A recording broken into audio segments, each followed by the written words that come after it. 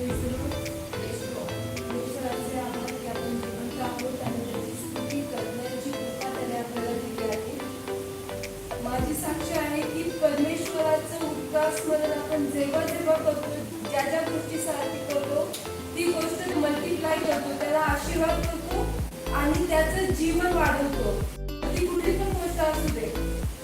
शनिवारी माझ्या जीवनामध्ये एक गोष्ट घडली.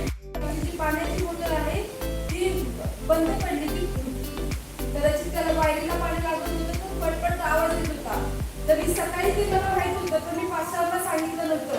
आणि तो जसं मी पाहिलं की परमेश्वर जो आहे जिथे माझा हात पोचू शकत नाही तिथं गळलेलं पाणी जर पावसाचं गळत असेल तर तो जिथे माझा हात पोचतो तिथे मी ते भांडे ठेवू शकते. पण जिथं माझा हात पोचू शकत नाही बाहेरून कुणाला तरी बोलवावं लागतं तिथे परमेश्वर ते पाणी बंद करतो हे मी पाहिलंय.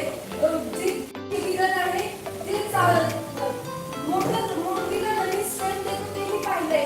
पण काल काय झालं की तो विश्वासच दिला माझ्यामध्ये की याच्यासाठी प्रार्थना करा आणि ते होऊन जाईल.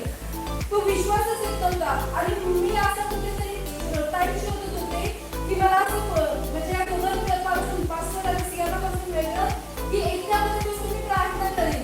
तर ते झालंच नाही माझ्याकडून. मी एकदाच फक्त परमेश्वराला आभार मानले की धन्यवाद प्रभू. पण तो जो विश्वास असतो की देवाने मागे आपल्या जीवनामध्ये मोठी कृती केले आज तो करण्यासाठी समर्थ आहे. तो विश्वास माझ्यामध्ये नव्हता. शेवटी मी एक प्रार्थना केलीच पण त्याच्यानंतर माझी इच्छा नव्हती पास्टरला सांगायची पण ती मोठ्या पास्टरांच्याच द्वारे ते व्यवस्थित झाली. त्याबद्दल देवाचे आभार.